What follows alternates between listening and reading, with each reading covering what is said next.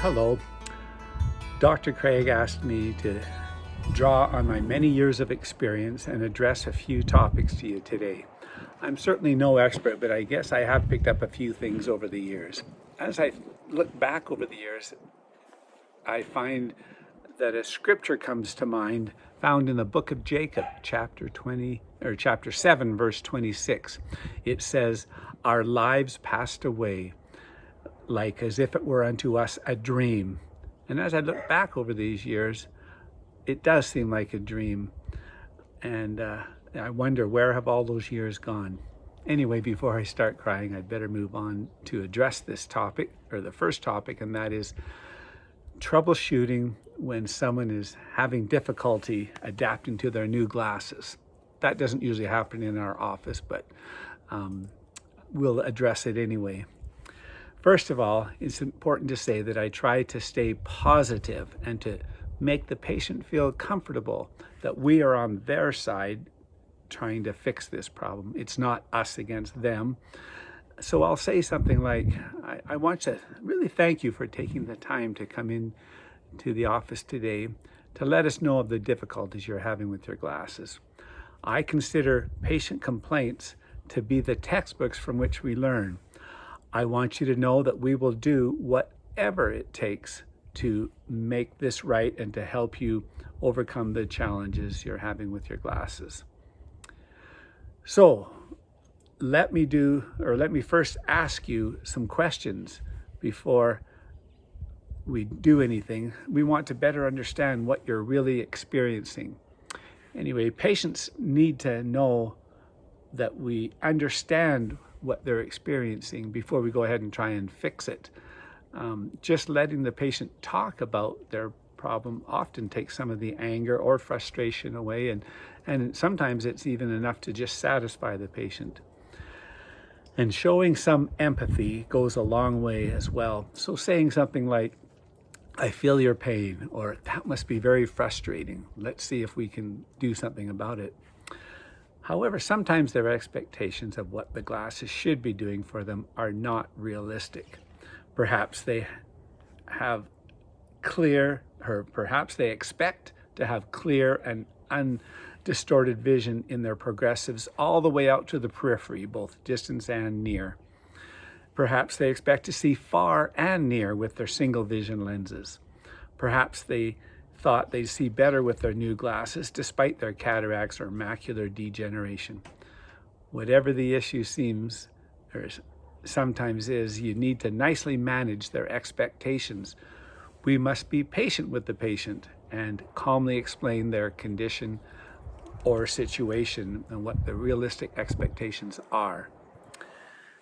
At the beginning, I will let them know that I am going to recheck their glasses to confirm whether those glasses were made to the proper prescription or not. I'll often use a lens clock as well to measure, check for any warpage of lenses, because if they're significantly warped, that can cause problems. The patient feels much better if they know that we've remeasured their glasses, especially if the quote doctor does it. Then they feel that we're really interested in solving the problem and finding out what we can do to correct it. And then I will recheck their prescription to see if we find that they require something different than the power we found in the previous appointment. After completing the refraction, I will also use trial lenses right over top of their current glasses to confirm the same thing that I found in the refraction. I am sometimes surprised to find that their refraction will differ from what I find using those loose trial lenses. There are a few different reasons why that might be the case. Sometimes it's vertex distance, sometimes it's accommodative spasm or pantoscopic tilt, but sometimes there just isn't any logical explanation. So when in doubt, I always go with the finding from the trial lenses when placed over their current glasses. Now, if after rechecking their refraction and not finding any change that can help them see any better, I like to take a plus 50 and a minus 50 lens, either monocularly or binocularly, and show them over their current glasses. Again, that both of these, plus or minus, simply make the vision worse or at least no better than their current glasses. And then I help them understand that any changes, a little stronger or a little weaker, would only cause their vision to be worse than it currently is with their glasses. I let them know that the purpose of their glasses is to focus the light on the retina, or right on the macula. And how well they see after that is a function of how healthy or unhealthy their eyes are. I let them know, after confirming that the prescription is right, that I am confident that despite them not seeing as well as they would like, that their glasses are in fact giving them the best vision that their eyes are capable of at this time. I might also add that I would love to help them see a lot better, but it's just not possible given their current cataracts or macular degeneration or whatever it is. Now, my favorite way to determine if the progressive heights and PDs are correct is to have them look at something across the room or further. It might be the eye chart in the exam room, or if you're out in the dispensary, it might be some sign across the room or even across the parking lot. And have them look at that. And then I have them monocularly tilt their head a little bit up and down until they find that sweet spot, and also left and right until they find that sweet spot. Now, if you do one eye and you find they have to turn their head like that to see, but on the other eye they have to turn it like that, then you know that something's not quite right. And so it's then worthwhile to mark up the glasses and remeasure them, correcting either the PD or the heights to make them, or to redo them to the proper heights and PDs so that they can get used to their glasses again. Now, over the years, I have come to realize that there are two distinct entities in the practice of optometry. Number one, there is the science of optometry, and number two, there is the art of optometry. Now, the science of optometry requires a certain prescription to see to their best potential. The art of optometry will cause me to modify that prescription sometimes to allow the patient to have a better experience in getting used to their glasses. You have to really take a look at what they are used to wearing, or maybe not even wearing glasses at all in the past, and see if there's maybe too much of a change for them to adapt to. This is important in both spheres, but the cylinders, axes and amount of cylinder can make a big difference. So if someone was wearing a -3 and then I find out, oh, they now need a -5, well, I won't prescribe a -5. I might prescribe 4.75 and sometimes even a 4.5 depending on the patient and their situation. And then, well, I won't get into all the science of the astigmatism angles and the amounts and the perception that they'll get through an increase in astigmatism or a big change in the axis, but I will modify that. Now, sometimes problems with their new glasses can actually be a good thing. It can lead to the possibility of multiple sales to help meet their vision needs. The most common would be that when they complain about that small sweet spot in their progressive lenses for reading, well, I recommend that they keep their progressives for normal everyday use when they're looking far and near and back and forth, but a separate pair of single vision readers that they can just put on where they're going to read for a while, whether it's doing desk work or sitting in a chair or lying in bed, and then they won't have to hunt for that fine or small little sweet spot to be able to read like they want to. And of course, another common multiple pair of glasses would be computer progressives. For those that are finding with their regular progressives, they're getting a sore neck, trying to lift their head up and not getting a wide enough field of view. And so we'll make special computer glasses, or usually computer progressive lenses, in addition to their regular progressives that they can wear on a regular basis. Now, sometimes I actually do find that upon rechecking the power of the glasses that they need, that there is a change from the prescription we found at their last visit. And sometimes this is caused by changes in blood sugar, or it might be hormone related. And sometimes, though, there's no explanation of why we find something different.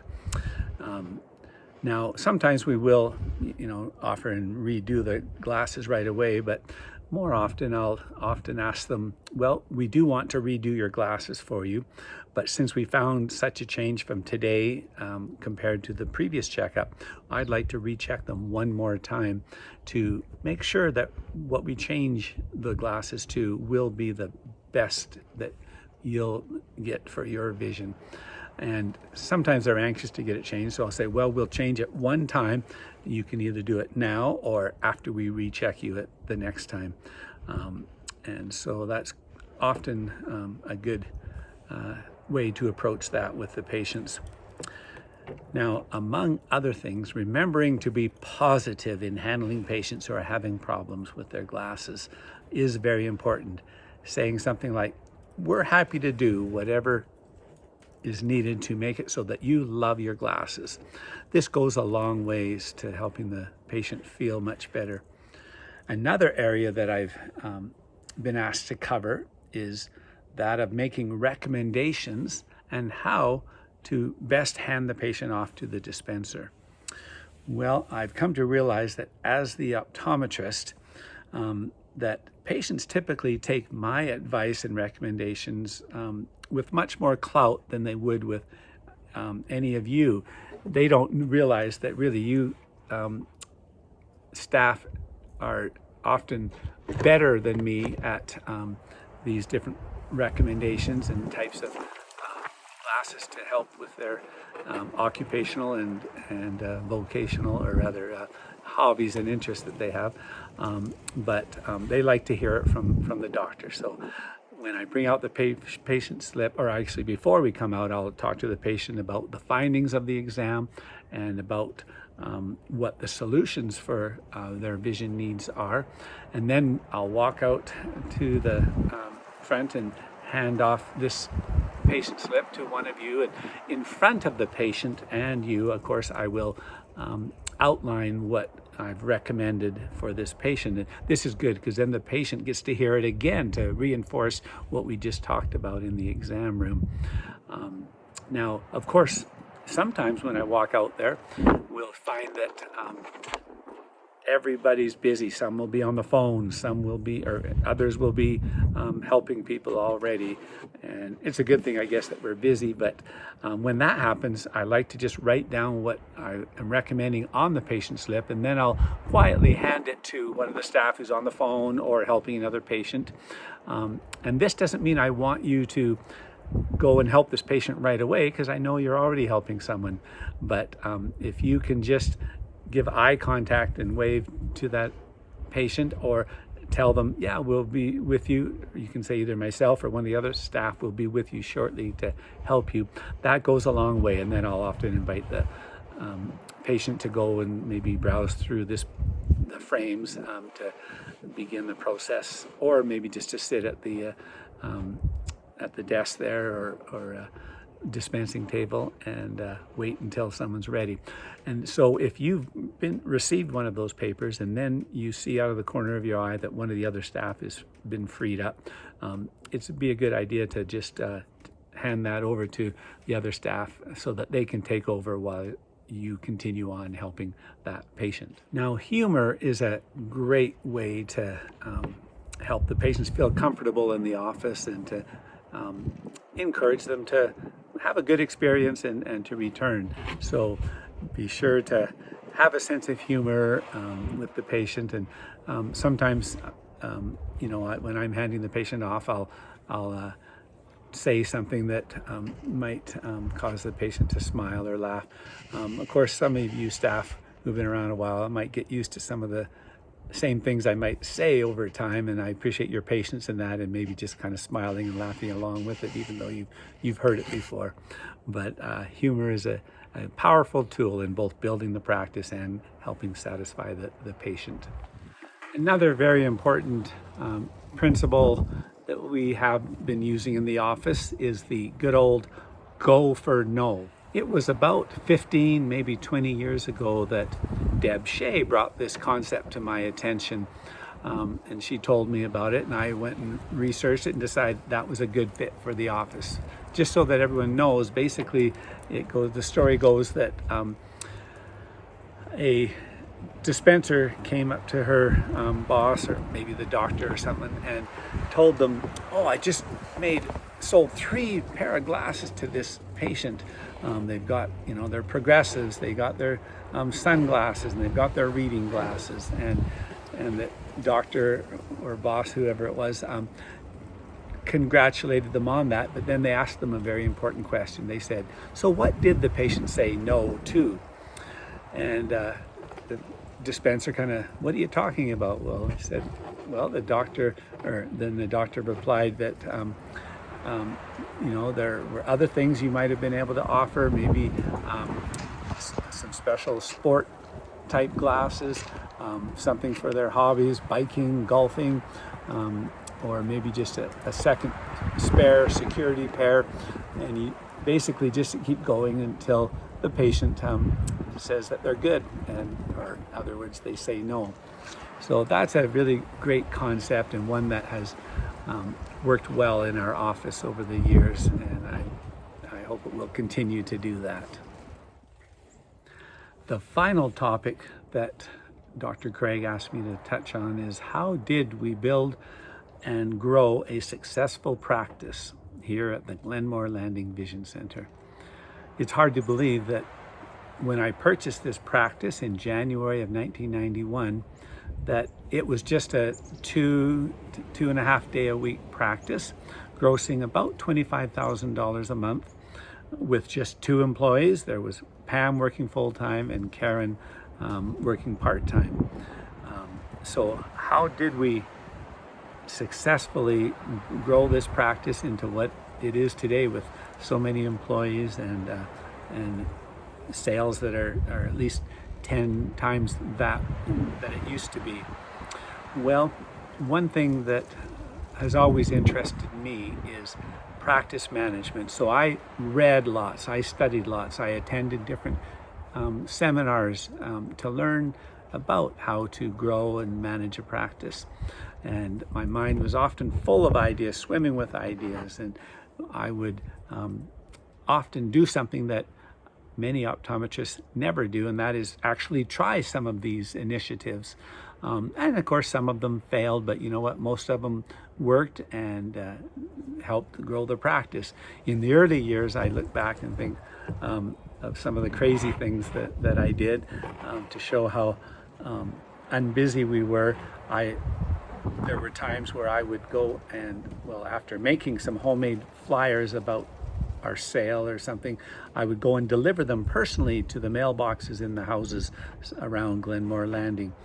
And then another fun thing we did is I went, usually with my wife, dressed up as an owl from the Alberta Association mascot. We would go to different schools and put on a presentation of eye care and have a lot of fun with that. And so there were just lots of different initiatives that we did to help grow the practice, and some of them did actually, it felt like we hit a home run with some of these initiatives.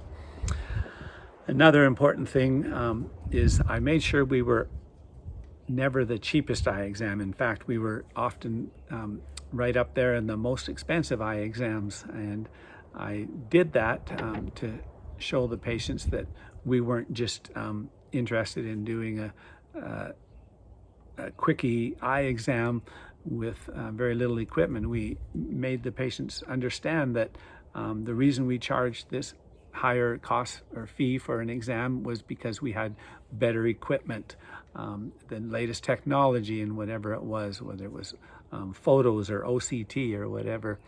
And I'm really pleased to see that Dr. Craig has continued that as he's brought in newer and better equipment that's come along, and I'm sure he'll continue to do that.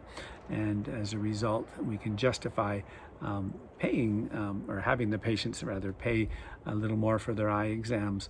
And I felt that also attracted patients who were able to recognize value. Although we were the higher cost eye exam, they were getting more value for their money, and those patients would then recognize value in glasses and the value of paying extra for better technology in their lenses and frames. And so it was really important to have that culture in the practice so that we attracted the right kind of patients. Now, another thing I think that helped over the years is I gave the staff freedom to do many things on their own, that as they dealt with patients, they could offer discounts if it meant closing a sale that otherwise they might lose, and freedom on how to handle the patients, and sometimes even freedom to offer the patients certain refunds and whatnot. And so giving the staff freedom to do this and empower them to make decisions in the office, I think was also something that has helped. Another thing we've done over the years is to carefully measure statistics. And those statistics, some have changed a little bit over the years, but others we've always measured. And it was important that we measured them, and then we could set goals. And of course, as the staff achieved these goals, we also provided a reward, some kind of bonus in cash or trips or something that would acknowledge the hard work that you, the staff, have done to make this practice a success. I'm really glad to see that that is continuing in the practice, that you are continuing to be rewarded for reaching and these different goals that are set for the year. Another thing I've always tried to do is to treat the staff as though they were family, and treat them as I would want to be treated. And it's nice to have the team building experiences as well. And some of those trips obviously were great in building team spirit, where we were able to go to Dominican Republic, and then some of us to New York and some to Las Vegas, and just had a really good time. The one fun thing I remember in particular was those that went to New York. I gave them each I think it was a $50 US bill to give to some needy person during that week, and then they had to come back and report on who they gave it to and what their experience was. And it was great. Through tears, we shared those experiences and just had a good bonding time. So I'm really good to see that Dr. Craig and the Lowens are putting a high priority on team building experiences in the office, and that they are continuing to hold those and recognize the value of that. I recently read a book by Mark Messier entitled "No One Wins Alone," and it described Mark Messier, his role in building the Edmonton Oilers dynasty and the success that they had. And then later, he was years later traded to the New York Rangers, where before long he was able to lead them to a Stanley Cup, their first one in like 50 years. And Mark Messier was the first to recognize that he couldn't do that by himself, that it was a team effort. No one wins alone. And that as a team, they were able to work better together, both on and off the ice.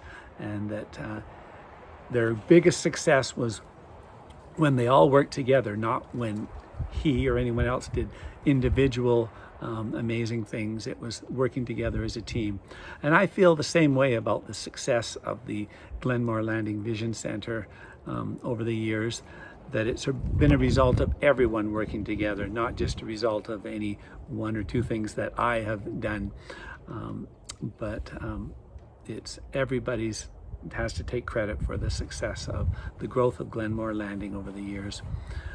I'm especially happy to see that under the new ownership and leadership, that this same momentum is continuing, that there's no one better I could have sold the practice to than Dr. Craig and the Lowens, who they're just doing an outstanding job of taking the practice to new heights and new successes. Being a part of the Glenmore Landing dynasty was a real thrill to me over the years. I'm very grateful to each of you who I was able to work with over the years in helping this dream come true of having seen the amazing growth of Glenmore Landing. May it continue to be successful over the years.